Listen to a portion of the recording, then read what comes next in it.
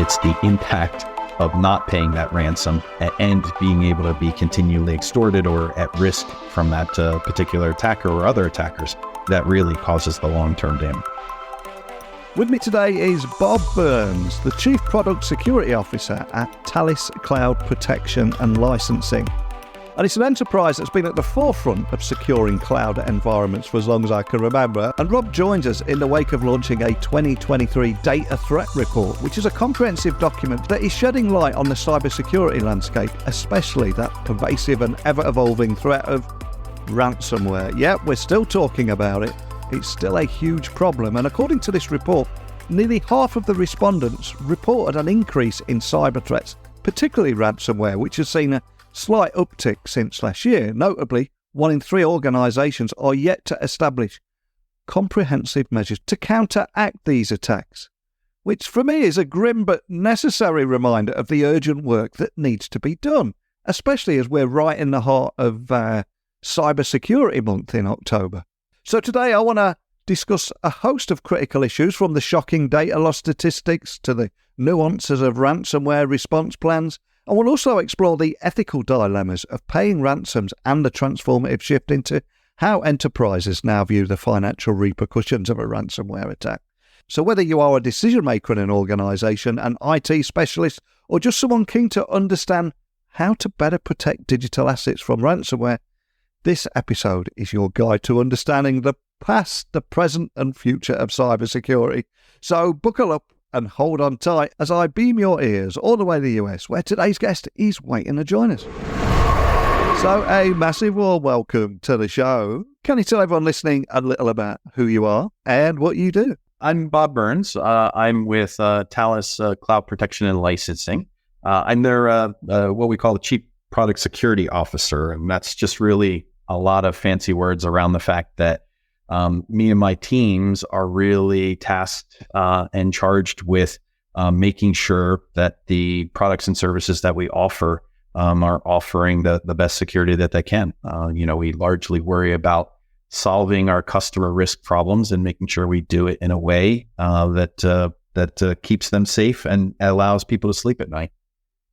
Well, it's a huge pleasure to have you on the podcast. Me and Thales go back a fair amount of way. I went to a press event in Paris a few years ago. I've had several people from the company on the show over the years. But one of the things that put you back on my radar was your recent Data Threat Report, which offers a wealth of information on the evolving landscape of cybersecurity threats, particularly, though, focusing on ransomware. And one of the standout stats for me was 48% of respondents have observed increased ransomware attacks. So would you attribute this increase to, and are there any wider industry-specific trends that stand out that you're seeing?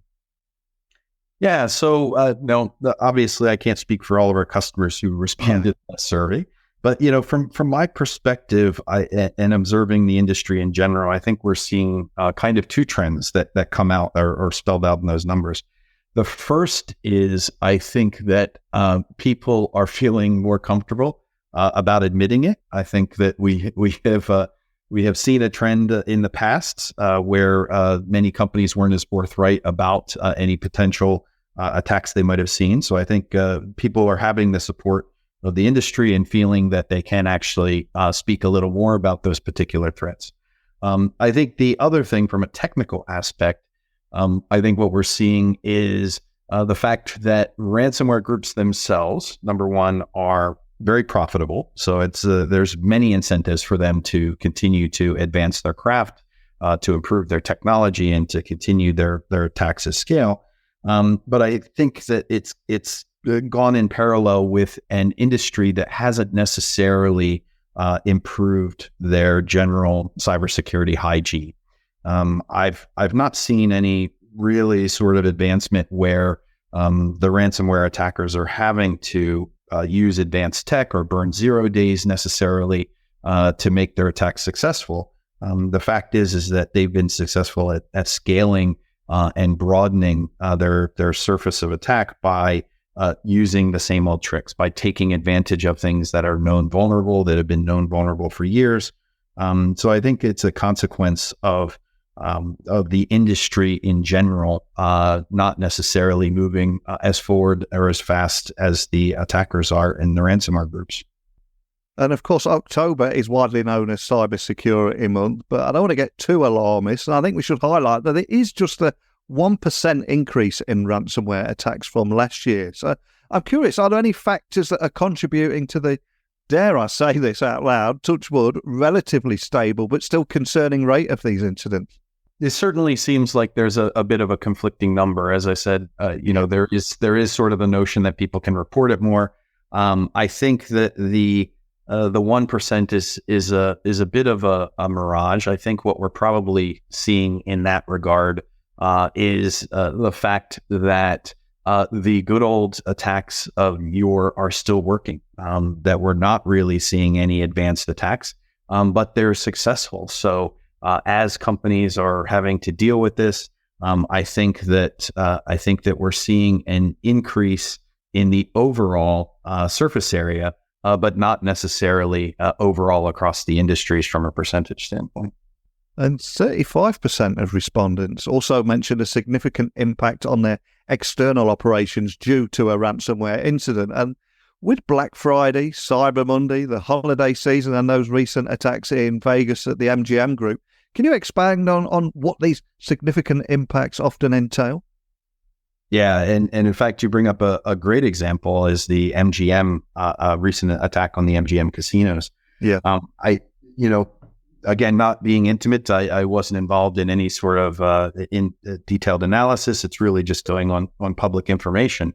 What was interesting about that one is I think it represents an overall trend in our industry where we have been as a group overall moving towards a digital infrastructure where we're taking much of our businesses and digitizing it and making it scalable and making it available.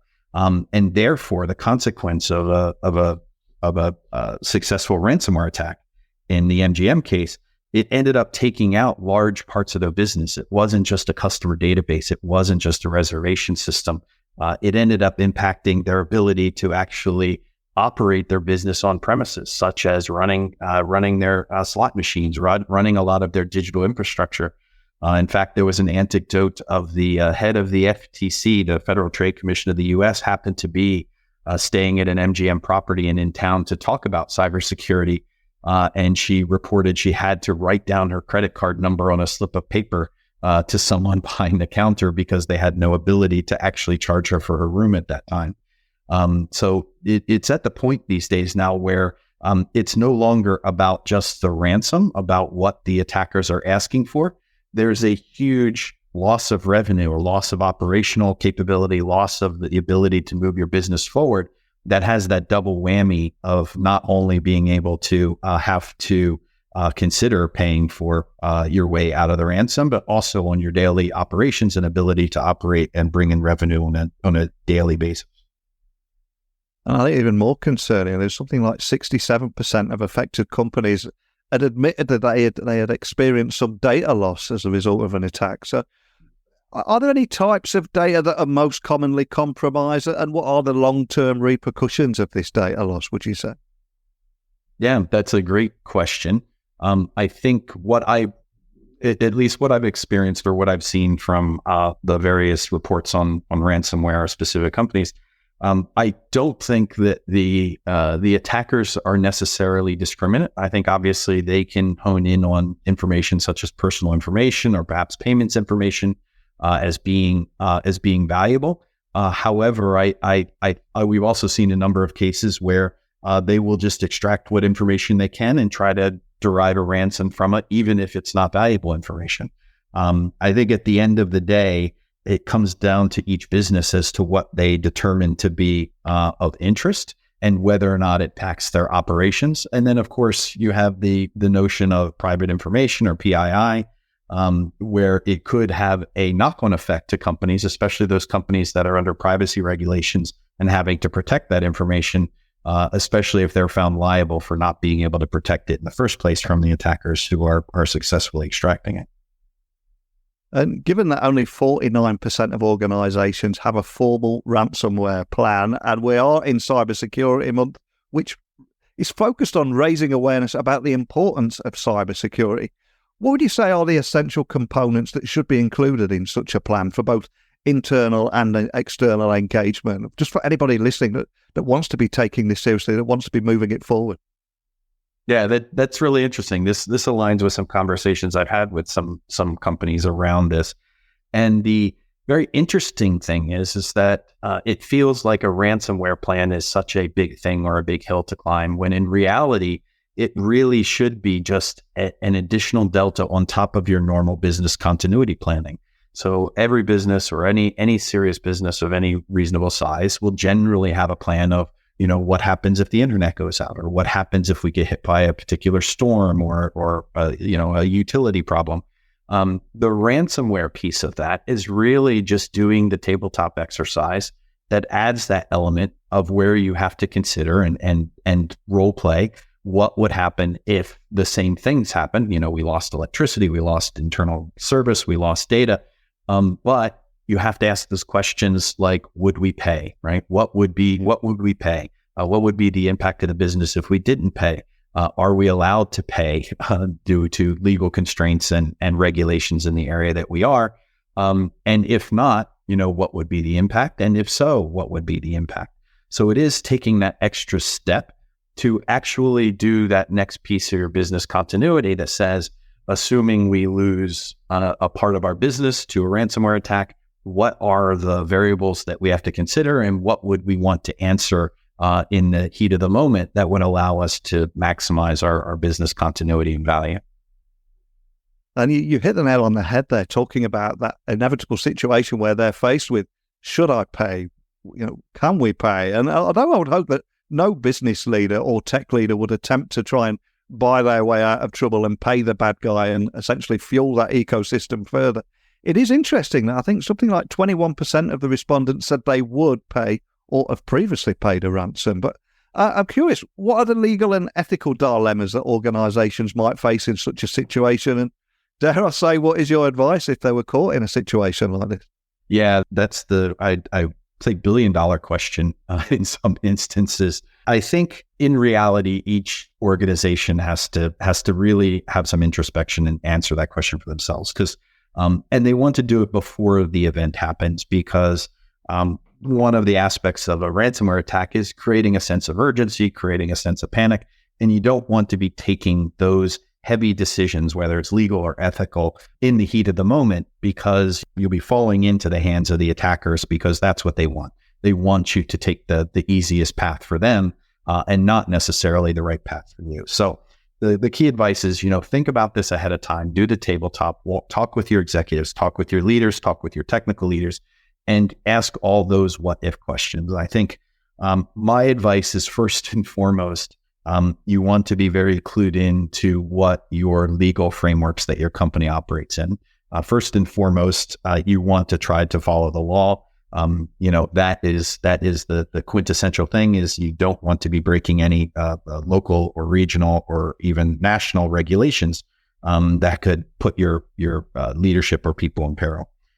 Beyond that, I think it comes down to the leadership, the values that the company has, the particular attack in question, and you always have to have in the back of your mind, one of the dangers of considering to pay a ransom, reaching the conclusion that is the best for the organization and is within the right legal framework, is that the end? Too frequently, once attackers or once a organization is able to successfully extract money from an organization, they become a continued target. So you have to factor that into your calculus. You have to understand and think about your risks from a business standpoint. But first and foremost, definitely make sure that you have some very good legal advice and that they're a part of your discussions of setting up your ransomware preparedness plan. And I think the focus on the financial impact of ransomware over softer costs like productivity loss, I think it does suggest that there is a shift in enterprise perception. And as I said at the beginning of our conversation, the holiday season is around the corner. We will inevitably see a big brand or retailer going offline during their busiest day of the year. We do see it every year, but I think for every business in any industry just cannot afford to almost bring up the shutters or bring down the shutters on their business, because that's what happens when you go offline now. So can you discuss some of the real world financial ramifications that companies are essentially facing?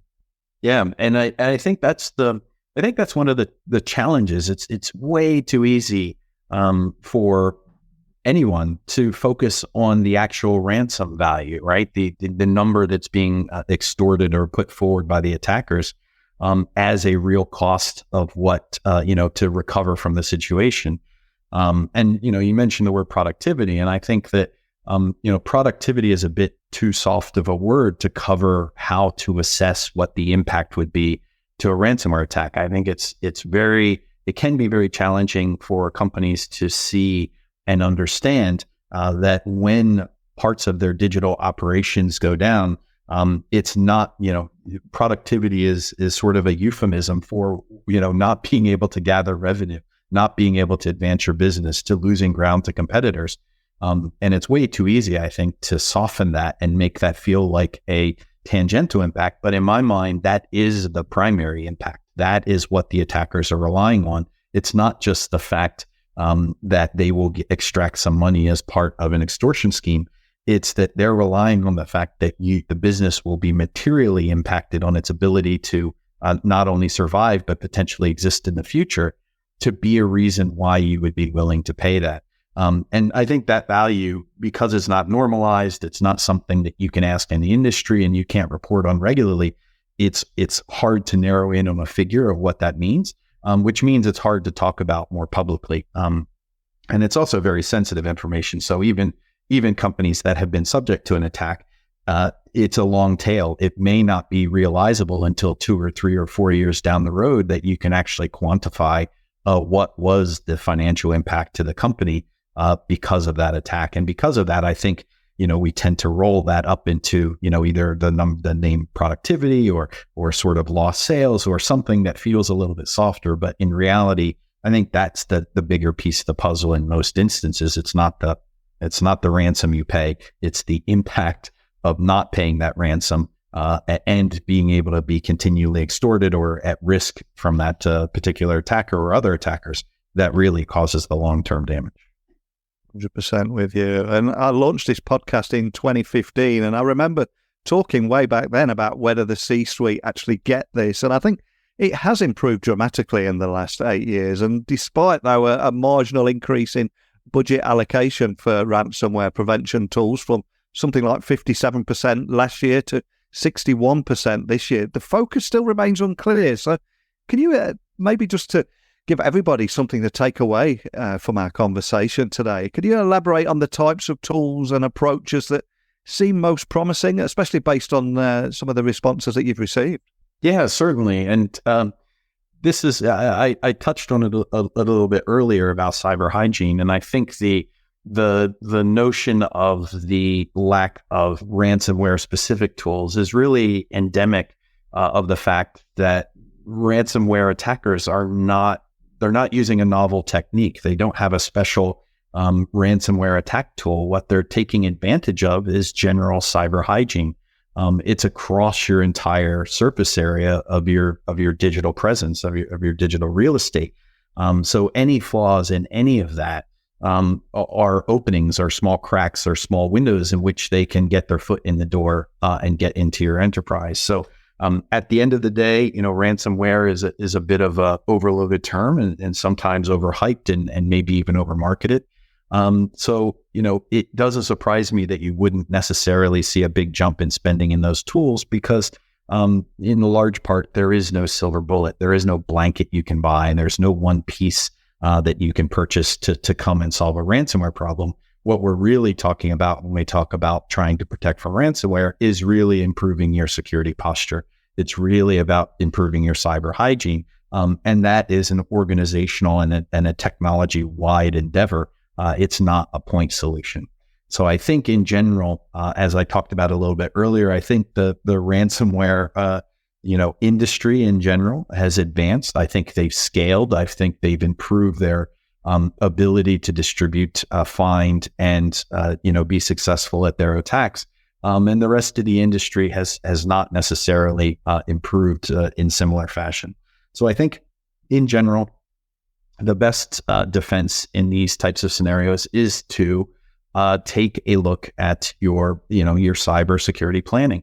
It's about being able to find those areas, to understand where your assets are, to do very traditional and very standard planning with respect to protecting your digital assets and your digital life as a business perspective, and making sure that you invest in the areas that give you the biggest return on investment, while also making sure that you're planning for the possibility that a ransomware attack does take hold, that you have the appropriate business continuity planning, that you have the appropriate ransomware tabletop so that you know how you'll act in those situations ahead of time rather than in the moment, and continue to improve there. And again, it's about overall improving your overall cyber hygiene, not about solving any one particular problem at any one point in time. Thank you so much for sharing your invaluable insights today. So much to think about. But before I let you go, before we started recording the podcast today, even, you did mention you're going to be taking that long flight to the UK to catch an NFL game. So you're going to need to pack noise-cancelling headphones and maybe a book. So with that in mind, can you leave everyone listening with a book that you'd recommend or inspired you? And equally, is there a song that means something to you that we can add to our Spotify playlist? All I'm going to ask is, what would you like to leave everyone listening with, and why? Something I recently consumed to the end was actually a series of, which started out as short stories but got slightly longer, a series of book called The Murderbot Diaries by Martha Wells. Really enjoyable science fiction, really approachable. And I think one of the things that attracts me to it is the notion that, without any spoilers for the audience out there, it's in effect a robot that was designed for security that happened to sort of become sentient, but in a way that's very approachable. It's from that point of view, but it mirrors a lot of the things we do in our security domain.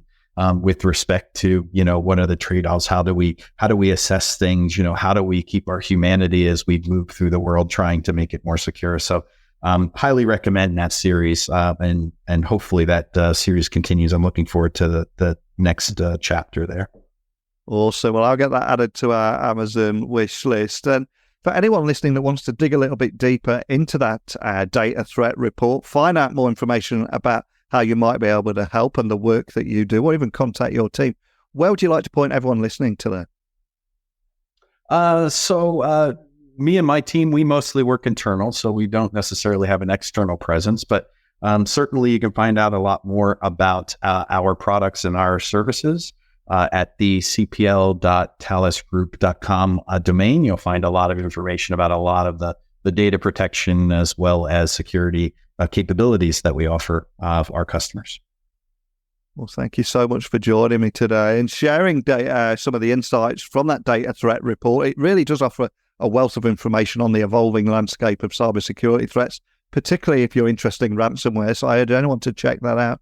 But just a big thank you to you for bringing it all to life, really, and also giving some practical tips for listeners to take away. Thanks again. Yeah, certainly. Appreciate the invite. Thanks again. So a huge thank you to today's guest for sharing his invaluable insights into the evolving landscape of cybersecurity.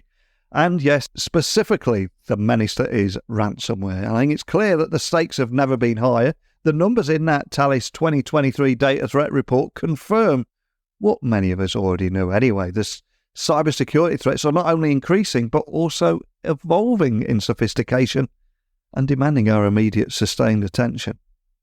And today we did cover an array of topics ranging from the sobering statistics of data loss due to cyber attacks to the critical importance of having a robust ransomware response plan in place. And we also ventured into the ethical maze that confronts organisations on whether or not to pay that ransom. It's easy for me to say, of course you should never pay that ransom, but I would imagine when you're in that situation and it's the only option left, or what appears to be the only option left, it's a much tougher call. But I think the only thing that is crystal clear is comprehensive cybersecurity planning and improved cyber hygiene.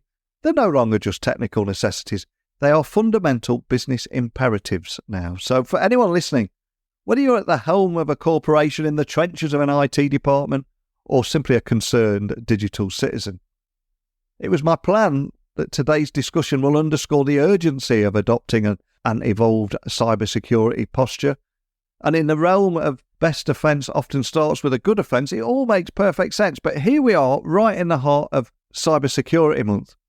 What are you going to be doing differently? What have you done wrong in the past? Have you been the victim of a ransomware attack?